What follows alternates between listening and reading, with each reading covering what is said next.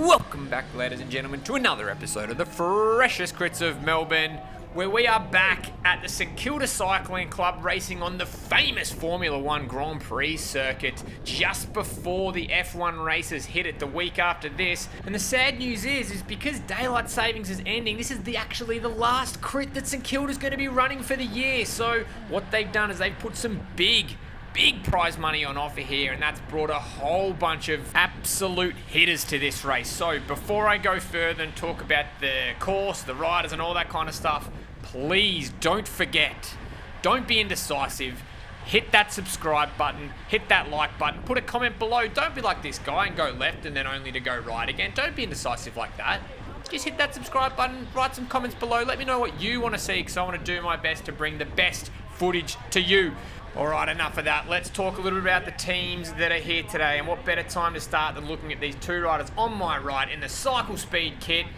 There's not just two, there's not just three, there's probably about 6 riders here and some absolute hitters. We've got Josh Brooker, who features in a couple of Fresh Crits videos. Kerry, who's known to rip it up at the Hawthorn crit. Lee Phillips is one of them. They've got Tom Lombardi and a few other riders, proper hitters. So they've got a fair few cards to play in this race. But they aren't the only team here today. Bridge Lane has got a couple, as well as a fair few of the kids that are gearing up and using this as their last sort of tune-up before they head over to Europe to rip it up with those Euros in the Kermesses and crits and road races there. So a lot of really strong riders here today, and to be honest, it's going to show. It's a super fast race.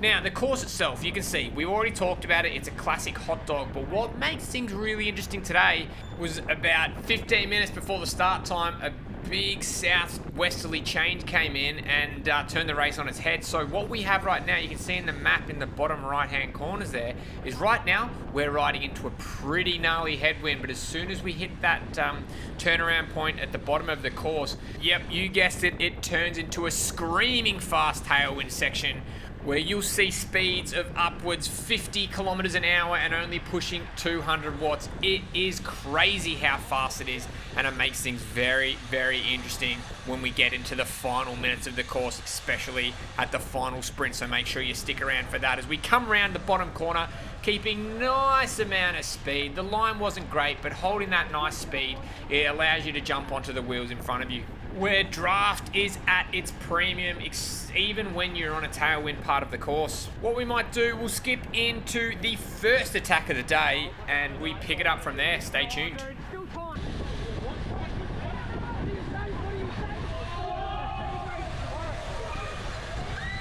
How great is the atmosphere down here at St Kilda? All you need is a couple of dozen sauced up individuals hanging off the barriers, shouting abuse and congratulating the riders as they come around the course. It's absolutely fantastic. I wish it was like this every week. You can see we've just rounded the top part of the course straight into the headwind part, and I found myself very early at the front of the race, you know, in the top 10 riders, and that's not a bad place to be because it allows you to jump onto any move that you think could be going up the road. But my biggest concern here, my biggest focus is I want to be near these barriers. I want to be close so I can get a nice draft. You can see the first attack has gone. People's legs are fresh with only 5 minutes in, but there's no need for any alarm or panic. It's so early in the race with still 50 riders in this. And most importantly, none of the big teams getting over into those breaks. There's no reason to be alarmed. You can see there's a rogue pole sticking into the course. I just remind the guys behind us to keep inside. So look, the main focus here is to stay in the draft, is to keep the legs nice and fresh for a time where I'm going to need every single watt to stay with the group. And that's exactly what happens here. I found myself at the front of the bike race with a break of riders in front of where I am now of about 6 riders. You see them come in the opposite direction here.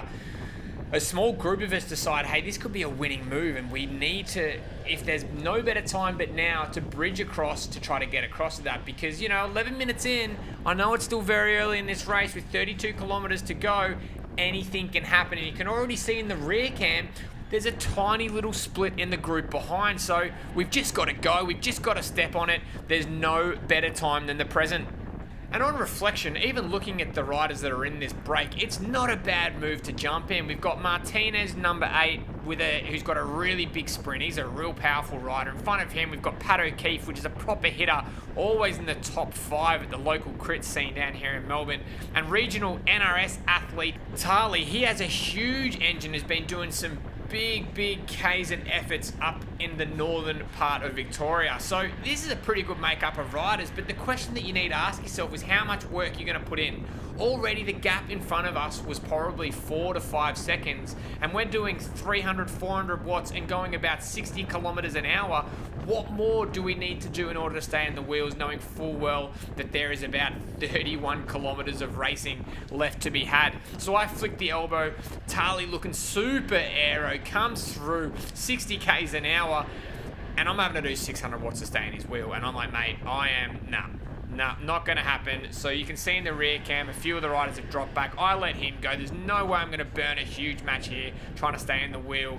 The group is so close behind us, so I sit in and let the peloton come and swallow me up. But I want to keep position coming into this corner because I don't want to be fully sent to the back once I get overtaken. I want to keep, top 5, top 10 position coming into this corner in order to keep some speed and not being able to put off my line, which is exactly what I do. I come in under Tom Lombardi, hit that corner with a bunch of speed, coming through probably at around 20 kilometers an hour and step on it. I want to stay in that draft.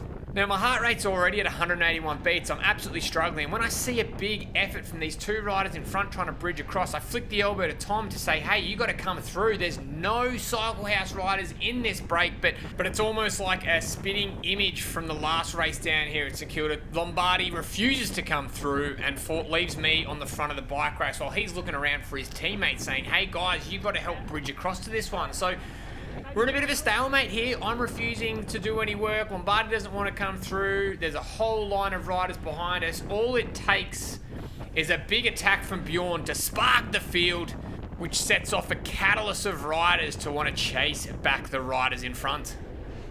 And only 15 seconds later, you see the line of riders making their way to the front of the race.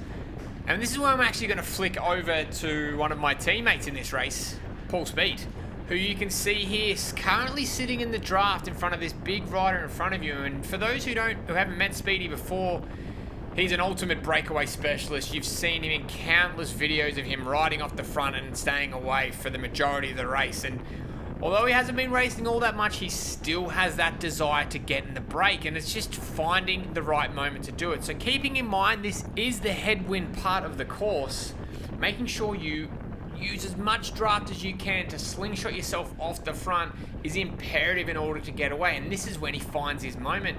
He's able to pick the gap between a few different riders, and he sees that blue rider up in front, and he's like, I'm going to hit into that draft and do what I can to slingshot my way onto the tailwind section where he can get super aero, push out some nice big watts, and try to get back to the group that's up the road. You can see here on the right, they're coming through. It's 7 rider break. It looks really promising, but that gap hasn't changed. It's still up around 3 to 4 seconds. But I just hope for Speedy's sake he's going to be joined with a few more riders to help him work together to bridge across to that group. I'm not too sure. Let's see how we go. It doesn't take long for some reinforcements to come through. Well, maybe they're not so much reinforcements, but essentially the peloton has now caught Speedy, who was out in front for about 30 seconds. Meanwhile, the big group of about 7 riders is still out in front. They've got a tasty little gap, still sitting around that 6 to 7 seconds, and that hasn't changed for about 15 minutes. So you can look at that as a glass half full or glass half empty kind of person. Even so, it is a threatening break, and if you're in that break, you'd be still working really hard because that gap is still established. But with Speedy now essentially caught, we'll skip ahead into a bit more action.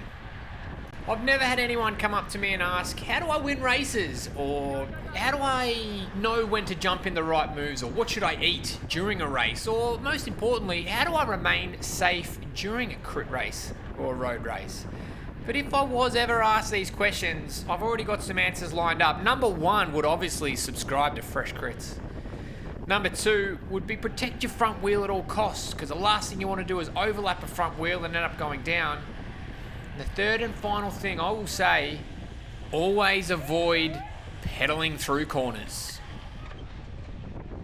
Fortunately for that rider in the white helmet, he was going relatively slow and didn't look like he sustained any head injuries, so I'm sure he will be right. Please, if you know of that rider, send him my best wishes and comment below. Alright, let's skip forward into a bit more racing where things start to heat up in the closing stages of this race.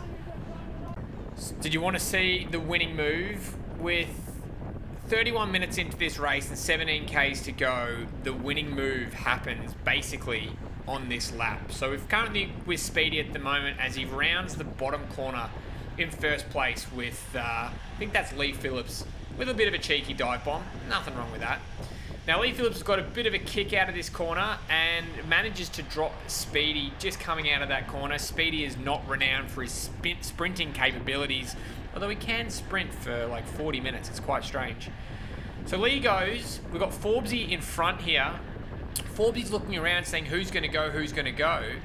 It isn't until on the right-hand side you see Marcus Cooley come out of the shadows with a seated acceleration that essentially bridges across several bike lengths to get onto Lee's wheel.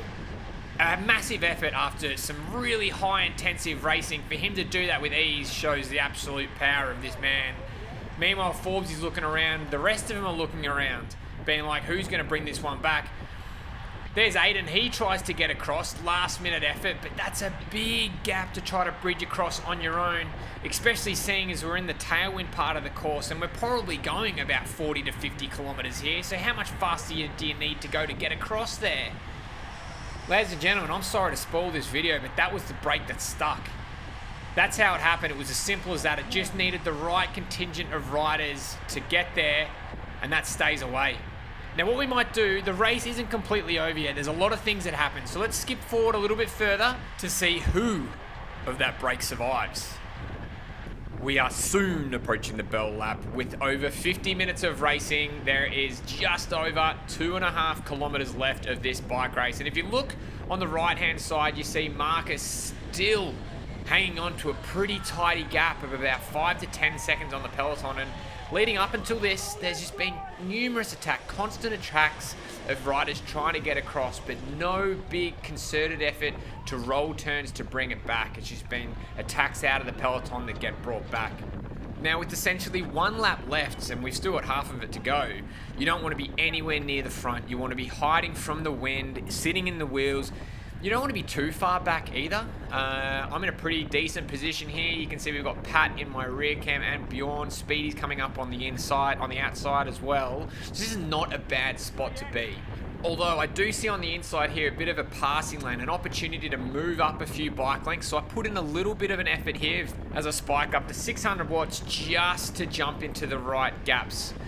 You can see there's a whole lot of space open on the left-hand side, and because the wind is a little bit cross here, I'm still hiding out of the wind. Up the road, you see about 4 riders trying to go clear. Now, the peloton will be pretty keen to not let that one go up the road any further than it needs to be, so that'll get shut down almost instantly.